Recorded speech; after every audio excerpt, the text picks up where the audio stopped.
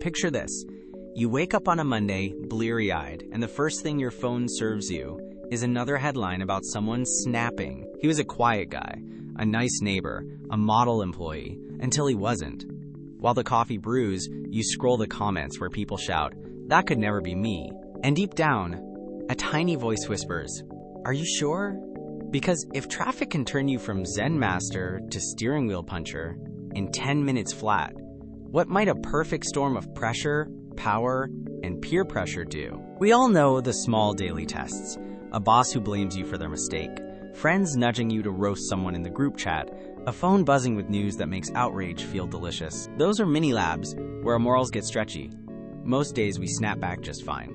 But sometimes, add exhaustion, loneliness, or that everybody else is doing it chorus, and snap back turns into snap apart. So let's get personal.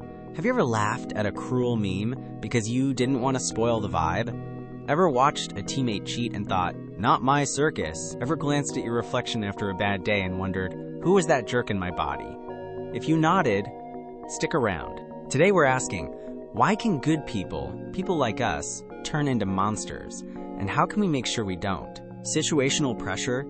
The Lucifer effect. Psychologist Philip Zimbardo's Stanford prison experiment is the ultimate horror short. 24 mellow college kids randomly assigned guard or prisoner roles. Within 36 hours, the guards were inventing humiliations you don't even want to Google, and the prisoners were having breakdowns. None of them woke up thinking, "Can't wait to be the bad guy."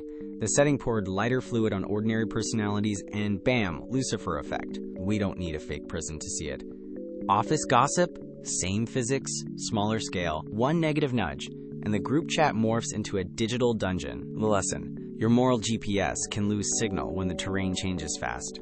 In the 1960s, Stanley Milgram told volunteers to shock a stranger whenever he answered quiz questions wrong. A guy in a lab coat calmly said, "The experiment requires you to continue," and 65% cranked the dial all the way up to lethal territory, even while the victim screamed. Now swap the lab coat for a charismatic boss, political leader, or influencer, and you get why just following orders is history's favorite tragedy. Micro example. Your manager tells the team to fudge numbers for the quarter's good. Nobody wants to be the squeaky wheel, so ZZZT. It's easier to outsource conscience than to risk being the weirdo who says no. Humans are social Wi-Fi. We crave a network. Most networks are lovely. Knitting clubs, Sunday soccer, Taylor Swift fandom, debatable. But sprinkle in alienation and an us versus them story, and things get spicy. Think late 80s Norway's black metal Inner Circle, which slid from spooky album covers to church burnings and murder. Or today's online echo chambers, where lonely teens rebrand boredom as righteous fury. Even harmless-looking circles can drift. Maybe your friend group bonds over jokes about that one kid who smells like cafeteria pizza. The laughs escalate, and suddenly you're starring in someone else's bullying nightmare. Rule of thumb: if belonging demands cruelty, the entrance fee is your soul. Let's talk cravings. Gambling, porn, vodka, endless doom scrolling. Alone, they're not a one-way ticket to supervillain status. But pair an addictive personality or untreated depression with a habit built for escape, and the slope gets slippery. The gambler down a month's rent may borrow from grandma's purse. The drunk with buried rage may swing fists he never knew he had. Vices don't invent darkness. They amplify the static that's already there.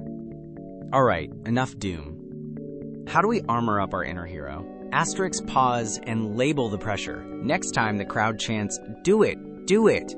Imagine a giant yellow road sign flashing situational pressure ahead. Naming it steals half its power. Asterisk interrogate authority. Ask, would I do this if someone less shiny asked? If the answer is no, congrats. You just dodged Milgram's trap. Audit your circles. Once a month, pretend you're an outsider Googling your own friend group. If the vibes read bullying club, it's time for a hard exit. Asterisk, tame the vices early.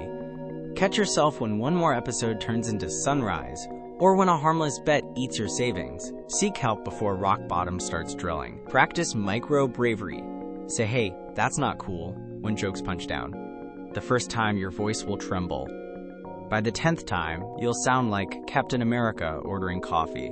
None of this is about perfection, just progress. Morality is like brushing teeth.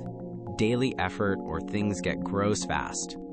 Here's the mirror moment. Which pressure point, situation, authority, groupthink, or vice tempts you the most? And what tiny step could you take this week to push back? Drop your thoughts below.